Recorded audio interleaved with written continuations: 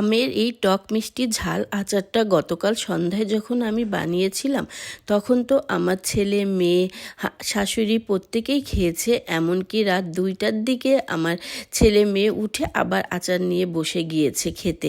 তাদের কাছে নাকি এতটাই মজা লেগেছে। হ্যালো এভরিওয়ান, আসসালামু আলাইকুম। তোমরা সবাই কেমন আছো? আমি আরেকটি নতুন রেসিপি নিয়ে চলে আসছি, আমের টক মিষ্টি ঝাল আচার। তো আমি প্রথমে এখানে নিয়েছি 4 চামচ পাঁচফোড়ন নিয়েছি, 16-17টা আস্ত শুকনা ঝাল নিয়েছি, আর 2 চামচ ধনিয়া নিয়েছি।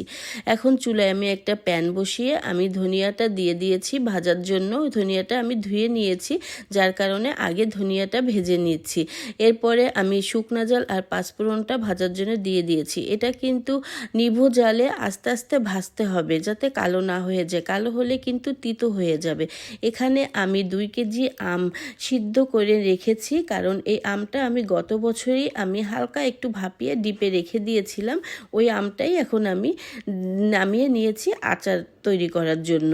তো আমি এখানে এক্সট্রা কোনো পানি অ্যাড করি নাই, ওই পানি সহই আমি চুলায় দিয়ে পানিটা আস্তে আস্তে টানিয়ে নিয়েছি। নিয়ে যখন পানিটা শুকিয়ে আসছে আমি আমগুলো চামিচের সাহায্যে একদম মানে মথে নিয়েছি।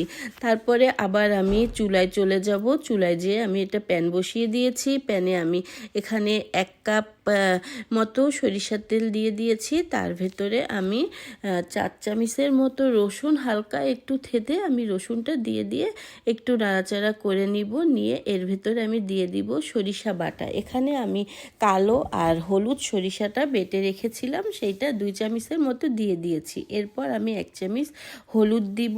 হলুদটা অতটা বেশি না দিলেও হয়। এখন দিয়ে দিয়েছি 1 চামচ শুকনা ঝালের গুঁড়ি। শুকনা ঝালটা আমি এখানে গুঁড়িটা কম ব্যবহার করেছি, কারণ ওই যে আগে থেকে আমি গুঁড়িটা ব্লেন্ড করে রেখেছিলাম, তাই। এখন দিয়ে দিয়েছি আমি 2 চামচ আস্ত পাঁচফোড়ন। এইটা কিন্তু দিতেই হবে, কারণ এই পাঁচফোড়নটা কিন্তু অসম্ভব আমের ফ্লেভারটা বাড়িয়ে দিবে। এরপরে আমি গুড় দিয়ে দিয়েছি। মিষ্টিটা আপনারা আপনাদের মতো করে দিবেন। আমি এখানে সম্পূর্ণ গুড় ইউজ করছি, আমি কোনো চিনি ইউজ করছি না। এরপরে গুড়টা যখন এই নরম হয়ে আসছে, এর ভিতরে আমি আমটা ঢেলে দিয়েছি।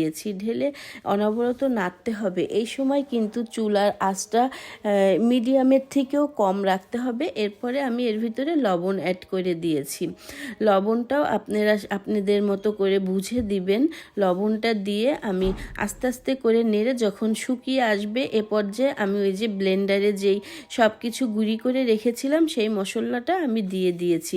এই মশলাটা কিন্তু একটু 2টা ব্লেন্ড দিলেই গুঁড়ি হয়ে যাবে। আমি একটু পুরোপুরি গুঁড়ি করি না, একটু আধো আধোভাবে দিয়েছি, কারণ এভাবে দিলেই কিন্তু যখন মুখে গুঁড়িটা এসে লাগবে, পাঁচফোড়নের সব কিছু যখন মুখে লাগবে, তখন কিন্তু খেতে অসম্ভব মজাদার লাগবে। এই যে আমার আচারটা কিন্তু একদম আঠালো হয়ে আসছে। আমি এই যে একটা পাত্রে বেড়ে নিয়েছি, সবাইকে দিব খেতে, এই কারণে বেড়ে নিয়েছি। তো যাই হোক, আমার ভিডিওটা আজ এই পর্যন্ত ছিল। আমার আচারটা আপনারা বাসায় এভাবে তৈরি করে খাবেন, কেমন লাগলো তা আমাকে কমেন্টের মাধ্যমে জানাবেন। আমার ভিডিওটা যদি ভালো লেগে থাকে লাইক করবেন, কমেন্ট করবেন, অ্যান্ড বেশি বেশি করে শেয়ার করে দিবেন। আর কে কোথা থেকে আমার ভিডিওটা দেখছেন কমেন্টের মাধ্যমে জানাবেন। সবাই ভালো থাকবেন। আল্লাহ হাফেজ, আসসালামু আলাইকুম।